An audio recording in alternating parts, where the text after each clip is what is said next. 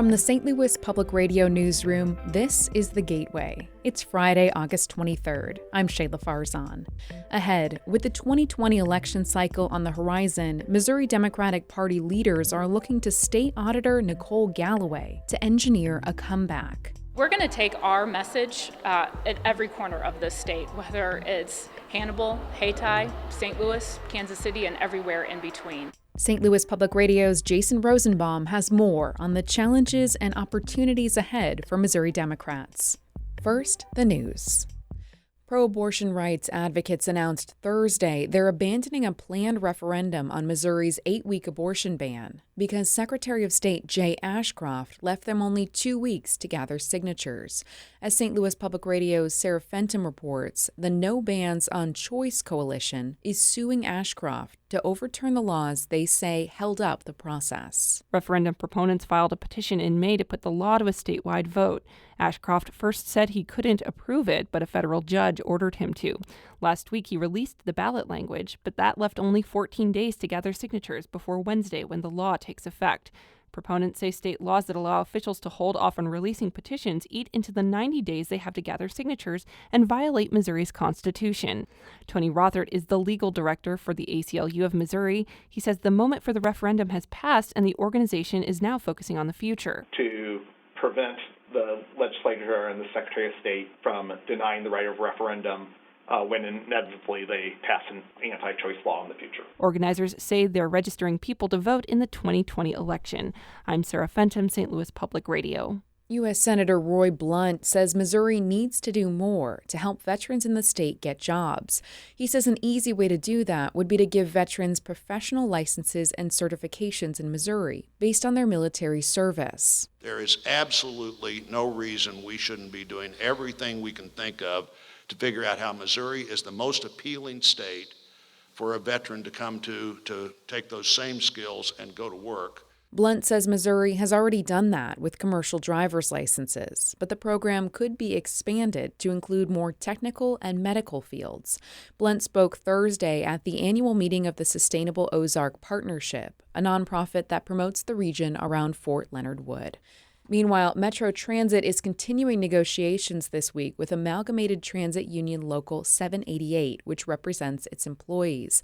The agency and the union extended their most recent contract for 1 year, and that extension expired at the end of June. Metro blamed bus drivers calling off work for extensive delays and unreliable service Monday. In a tweet, the union said its members were not on a work stoppage.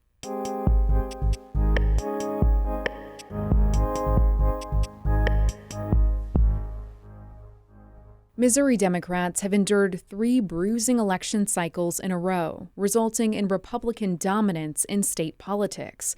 With 2020 on the horizon, the party's stalwarts are looking to State Auditor Nicole Galloway to engineer a comeback.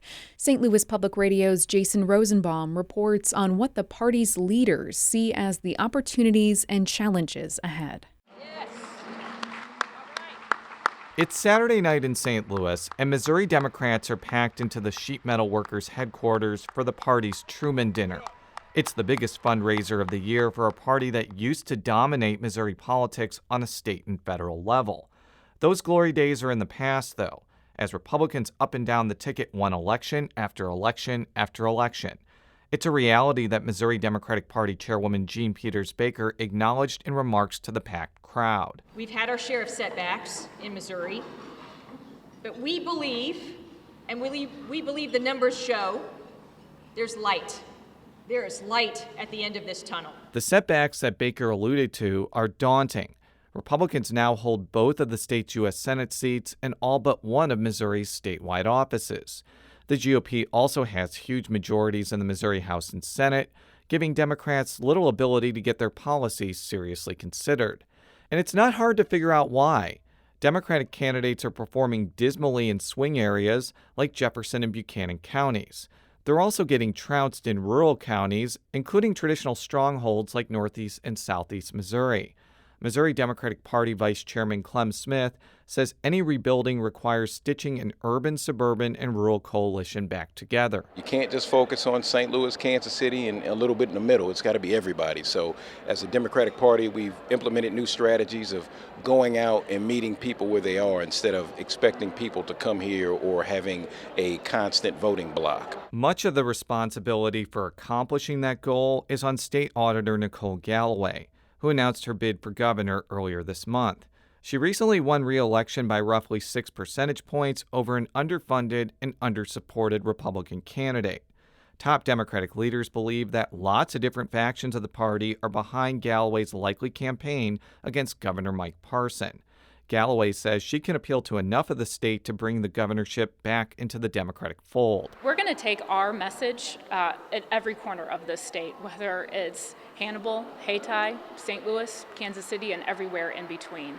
I am not afraid to be myself and be genuine and talk about the issues that people care about. Missouri Republicans are not taking the defense of their statewide offices and legislative majorities lightly. Parson has significantly more money in the bank than Galloway, and most of the state's down-ballot statewide officials, like Attorney General Eric Schmidt and Lieutenant Governor Mike Kehoe, are gearing up for 2020 defenses. Missouri Republican Party Chairwoman Kay Hoflander says the National Democratic Party's leftward shift alienates most of Missouri's voters. She also says the fundamentals for her party are strong. We haven't lost our base. They're very solid, and they're not leaving, and in fact I see greater strengths and growth in counties. National politics will loom large over how Missouri Republicans and Democrats fare. President Donald Trump is widely expected to win Missouri's electoral votes next year, and the lack of competitive presidential and U.S. Senate contests means less national money will flow into the Show-Me state.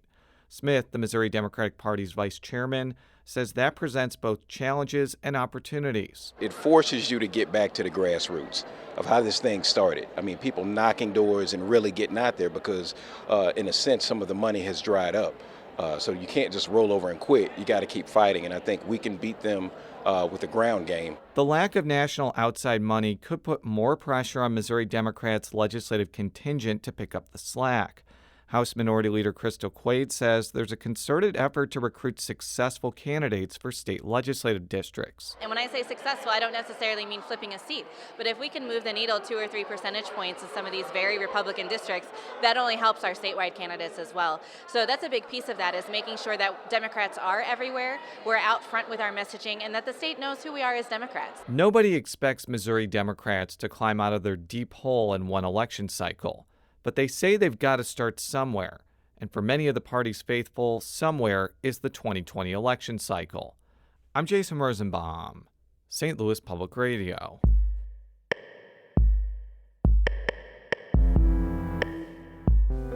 And you can go to stlpublicradio.org later today to hear an episode of Politically Speaking about the state of the Missouri Democratic Party.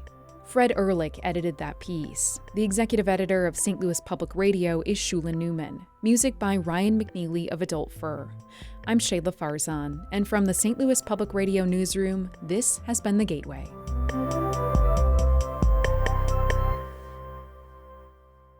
Support comes from Missouri Forest Products Association, committed to sustainable and sound conservation of the state's forests, which support more than 41,000 Missouri jobs, resulting in a $10 billion industry.